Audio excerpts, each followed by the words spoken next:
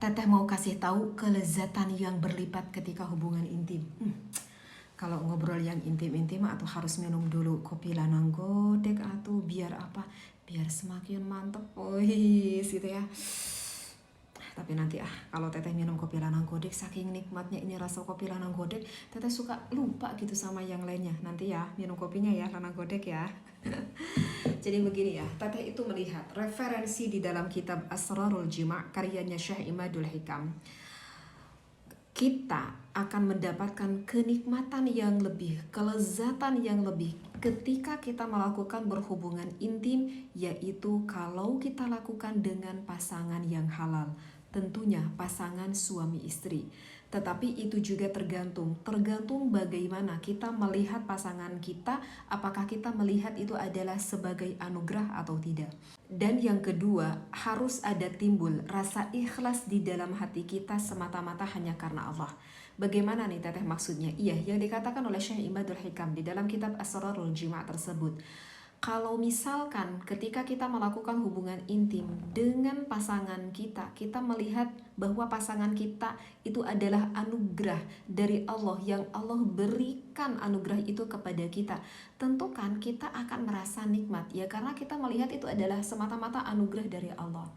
Tetapi kalau misalkan kita melihat dari segi kekurangannya, misalkan seorang suami yang melihat istrinya yang dibayang-bayang apa sih sama suaminya, aduh teteh yang terbayang tuh adalah bawelnya, cemberutnya, marah-marahnya, egoisnya, misalkan apapun lah itu, misalkan kekurangan dari pasangan kita. Padahal kalau misalkan kita rasa-rasa kekurangan pasangan kita itu padahal hanya cuma 10%, padahal kelebihannya, kebaikannya itu lebih banyak, bahkan itu sampai 90%.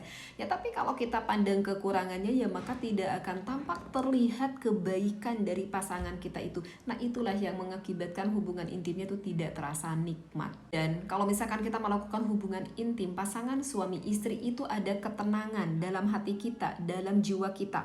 Bahkan kalau kita melakukan hubungan intim itu dapat membersihkan hati kita ya, karena kan kita melakukan dengan pasangan halal. Mau hamil sekalipun kita sebagai seorang suami kan bertanggung jawab. Tapi kalau misalkan kita naudzubillahi min dzalik melakukan suatu perzinahan, itu tidak ada ketentraman dalam hati, yang ada rasa kecemasan, yang ada rasa ketakutan. Takut ketahuan sama istrinya, takut ketahuan sama tetangga, takut ketahuan sama keluarga besarnya, takut berpengaruh terhadap pekerjaannya. Belum lagi dihantui dengan rasa takut dosa yang begitu besar, azab dari Allah. Jadi kalau misalkan mau dikatakan kenikmatan, ya kenikmatan sebelah mana sih gitu ya, paling berapa lama sih nikmatnya berhubungan intim?